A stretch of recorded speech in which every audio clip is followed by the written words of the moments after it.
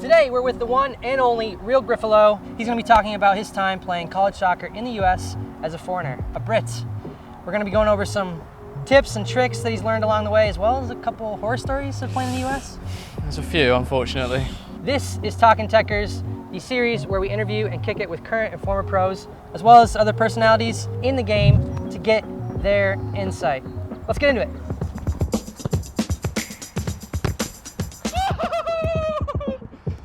Come on! My man's just went and did it. I'm gonna take that. Well done.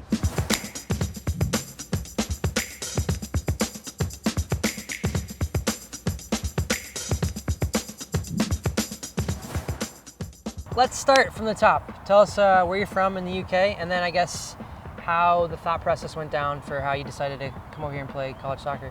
So I'm from a small town in the south of England. It's called Horsham. In my last 2 years of education in England, that was what we call college, but it's high school here in America.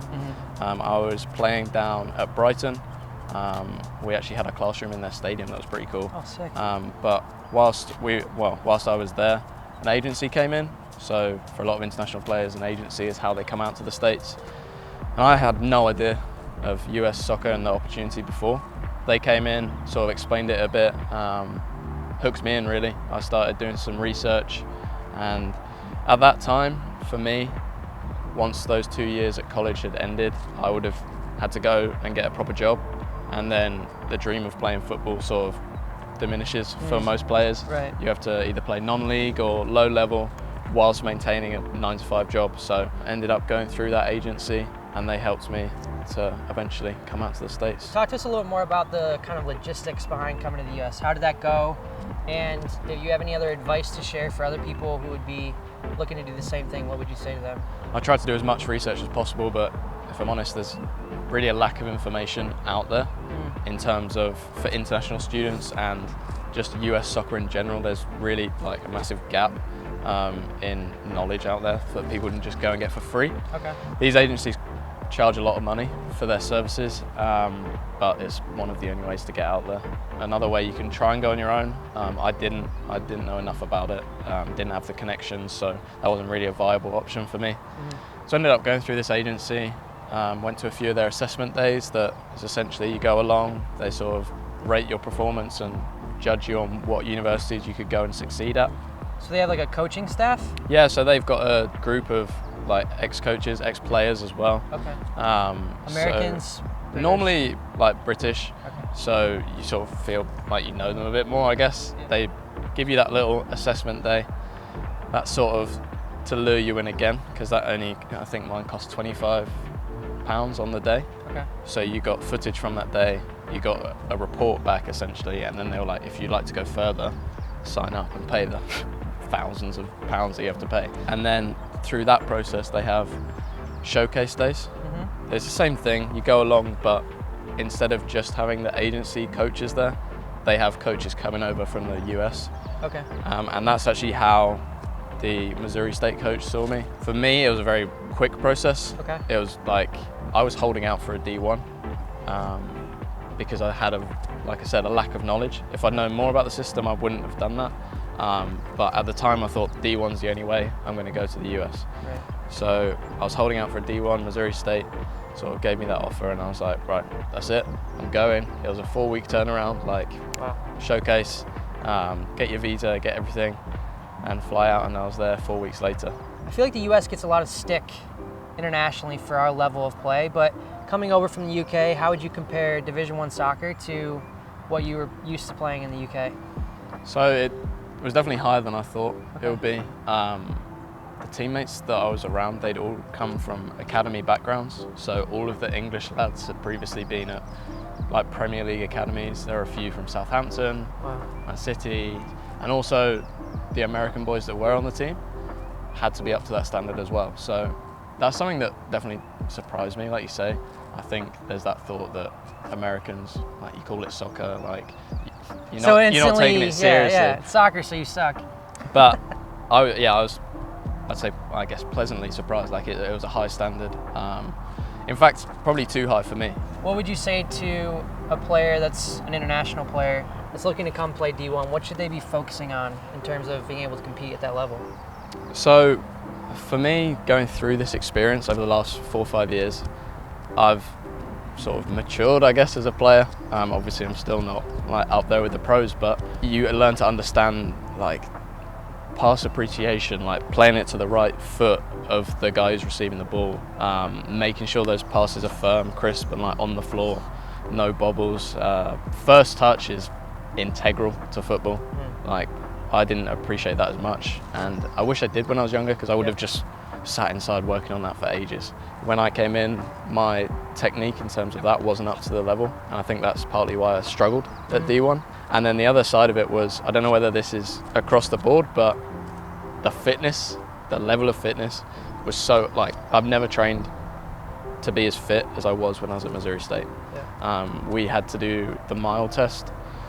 There were players getting sub 5-minute miles. The goalkeepers, like the whole squad, including the goalkeepers, had to get a mile in less than 5 minutes and 35 seconds. That was definitely something that I was like, wow, because I'm naturally quite fit anyway, but I wasn't anywhere near the fittest on the team then. So yeah, those are a couple of things. Make sure you get the basics done, make sure you come in fit and ready, and just make sure you have confidence. I know it can be hard, but try and come in and play your game. So that's what I'd say to anybody trying to come over. Oh, off the post! Get in there.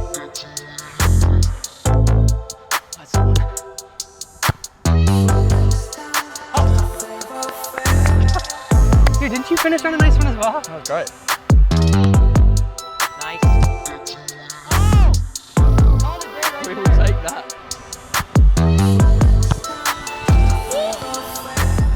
You talked to us a bit about playing at the D1 level. You got to then play D2, and we're here obviously, like I mentioned before, at an NAIA school. What's the level been like at D2 and NAIA? So when I transferred to D2, it was definitely a step down. It wasn't a massive step down, and if I'm honest, it was my level. It's where I wish I went originally. I wish I'd gone into a D2 or an NAIA. Off of that, I came here, and I'd say that this is a similar level to that of D2. We actually played a friendly game when I was at my D2 university against my old D1.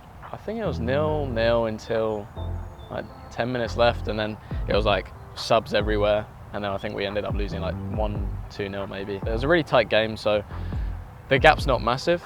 It's noticeable, and I'm sure over the length of the season, you'll notice it more. But it's definitely still a high standard, and it's the standard that I should be playing at.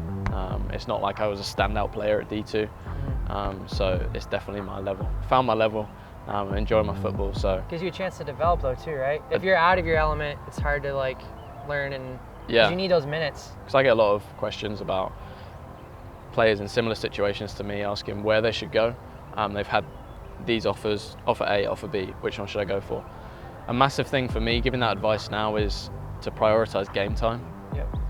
Because if you're not playing the game, you're not improving, you're not getting that practice, and you're not implementing it in games. So even if you think you can be a D1 player, if the first couple of years you're not going to play at the D1, I'd give the advice of going to a D2, getting that game time in, getting the experience. That way you can practice, boost your stats, look good, and then you can even transfer to a D1.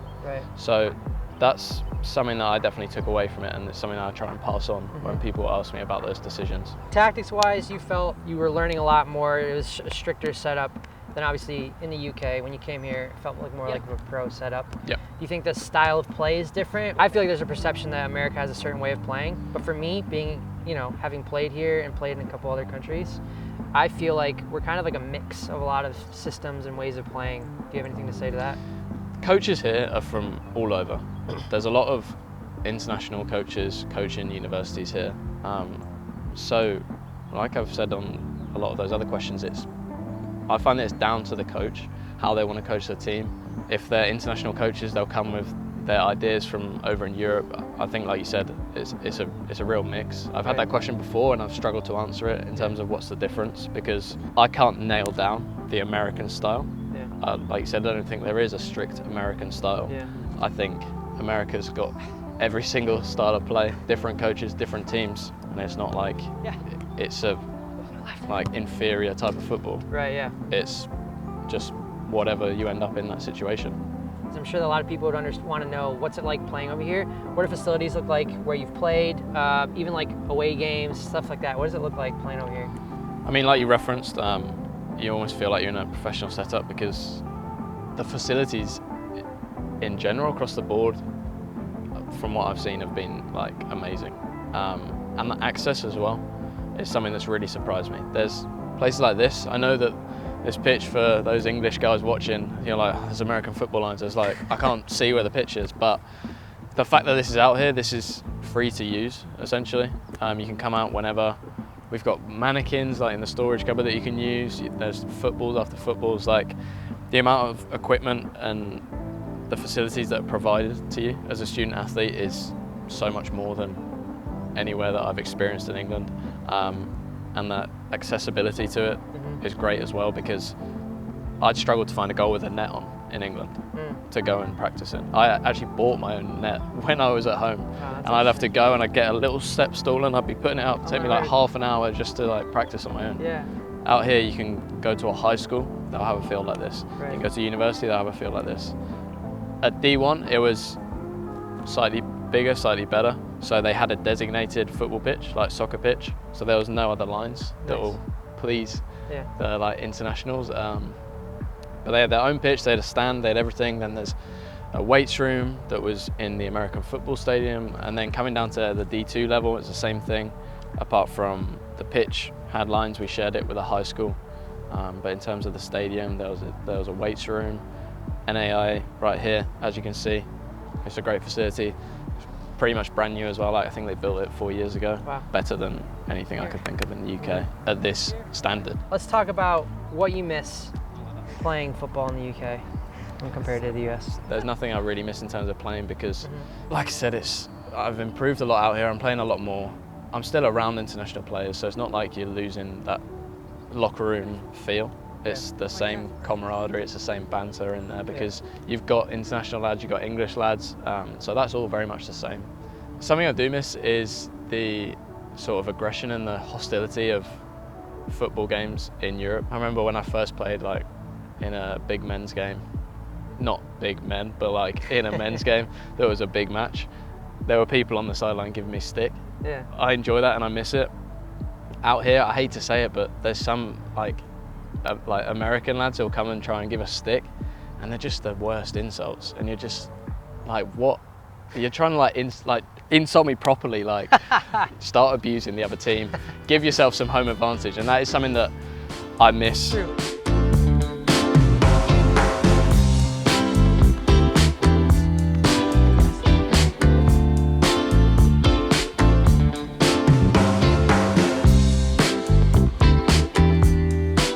Switching gears a little bit from not just your experience playing football over here in the US, what's it like living here? I guess, what was your first initial experience like when you got here, and I guess what it feels like now, because you're getting the full American experience here. You're almost smack dab in the middle of the US here in Missouri. So what's that been like?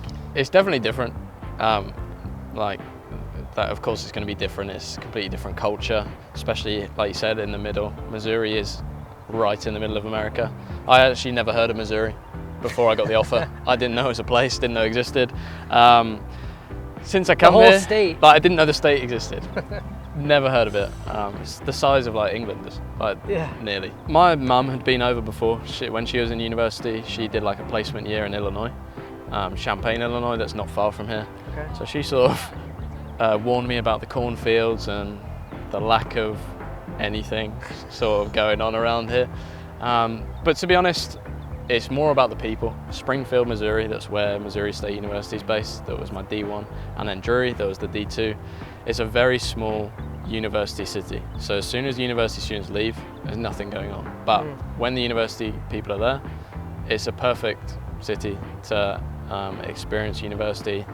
You've got all of the things you need in terms of playing soccer, in terms of playing football, but it's also got like nice little places that you can go out to eat with your mates.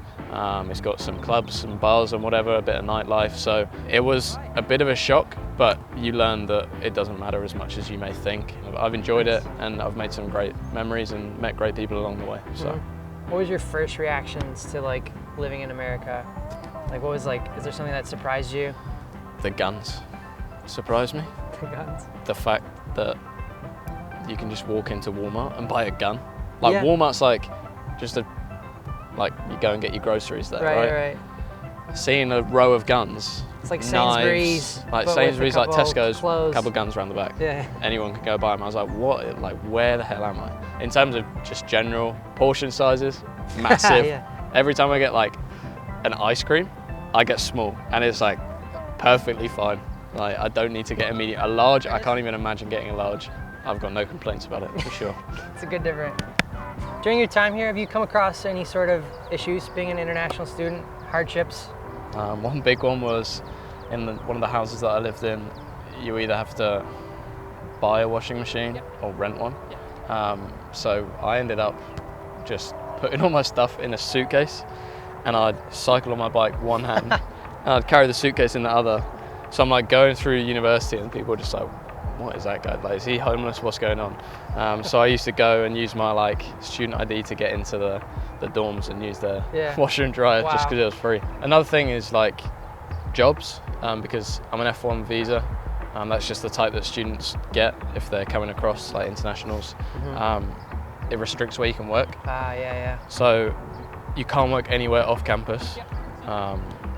That's hard because there's only a certain number of jobs that are available on campus. So when I was at Missouri State, the first university, I worked as like an intramural ref. So I was reffing like soccer matches, but that was like minimum wage and you're not doing many hours. And then when I moved to Drew University in D2, I worked in the dining hall, so I was like behind, I was serving like all the other students. Like my teammates came along to the mick out of me, but it's part of it, it's not that bad. There are certainly ways that you can get around it. There are jobs that you can find, and they're normally more likely to employ internationals because they know that that's their only option. In terms of working off campus, it's illegal, unfortunately. So, and then lastly, like homesickness in general, I've been quite all right. Since I've been here 5 years now. Obviously I go back in the summer or Christmas or whatever. The only time they really got to me, I got homesick during the Christmas of 2020. So the first year of COVID.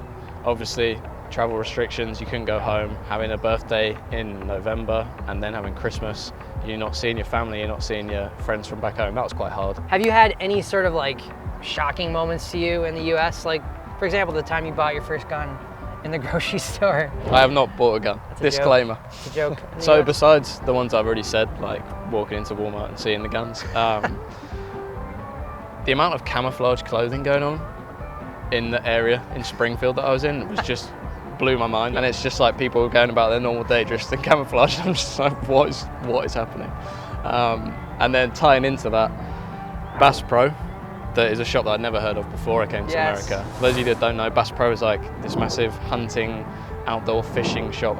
They sell everything, but like what it seems. All of the camouflage you could ever want. Literally camouflage head to toe. Walking in there for the first time, because it's not a shop, guys. It's an experience.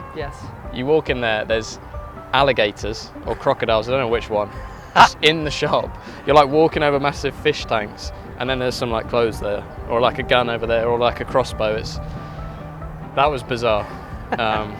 It's definitely something that stuck with me, like what on earth is going on here? Free kicks?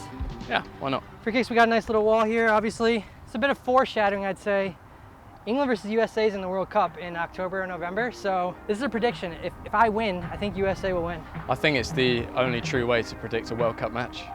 Through us doing free kicks. I believe so. FIFA, take note, okay? He missed. It went in, guys. 1-0 USA.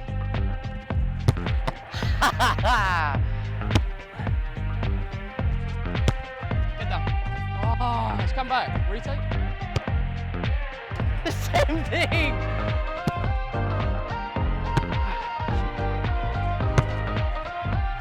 That's up high. It's another one. All right. I knew I was gonna miss it. Dang, England wins. England in the World Cup. I'm Welsh actually, so hopefully Wales can get there.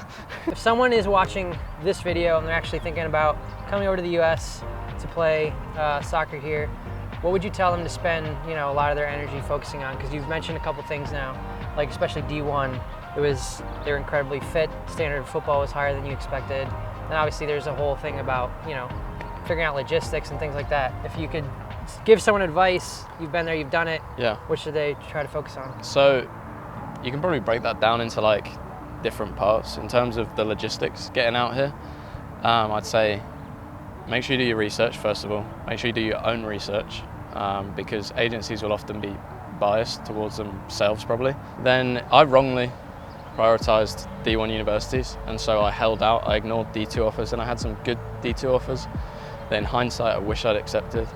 So hopefully your research helps with that, and you understand that it's not just like top or D1's better than all D2, because there's top D2s, Right. there will be D1s, and vice versa with course. NAIA and all sorts of stuff. Basically, take that all in when you're getting these offers, but keep in mind that a university turns over every 4 years essentially their team. So they could have been amazing, and then they've graduated all their seniors, so they might not necessarily be great. Another thing too that just kind of plays into that, if you're doing your research properly, which is a lot of work, but if you want to end up at a good spot, you should be doing that.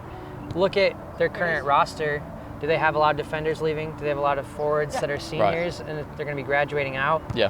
And you can target schools. You can say, oh, they're probably looking at forwards because their top 3 forwards are all seniors. You know? Exactly, and that plays into making sure you go somewhere that you're getting enough playing time. Yep, like as I said earlier, Yep. That's something that should be the top of your priority list, because it's great coming here and experiencing a different culture, a different lifestyle, but if you're not playing football, you're quickly gonna sort of lose love for it and sort of question why you are over here doing it. If you could do it all over again, would you?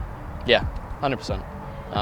There's still nowhere else in the world that comes close in terms of what US universities offer, in terms of the competitiveness at the university level. Right. I mentioned earlier, UK unis, like some of them have good football teams, but there's a few and that's it. And the league system's nowhere near up to this standard. So if you're in a situation where maybe you're not getting into the academies or you're not getting that first team contract or whatever, but you still want to have that backup plan of getting a degree, because at the end of it, I'm going to have a master's at the end of this. Right, of like, course. if my football career fails, I've got a business career that I could go into. So having that backup is something that's only offered here, and yeah, it's really smart, and take advantage of it because it's a great opportunity, and if you can get money off your tuition, then why wouldn't you? Even better for it. Yeah. Alrighty guys, that is our video for today. Thank you so much, Jack, for coming on the channel, sharing your knowledge, your expertise. It's been great. No worries, it's been a pleasure. Guys, you're definitely going to check out Jack's channel, and you're going to want to subscribe to him. I'm going to put it right here, right there.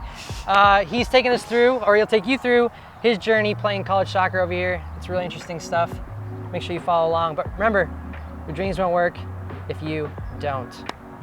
Do it for the love of the game.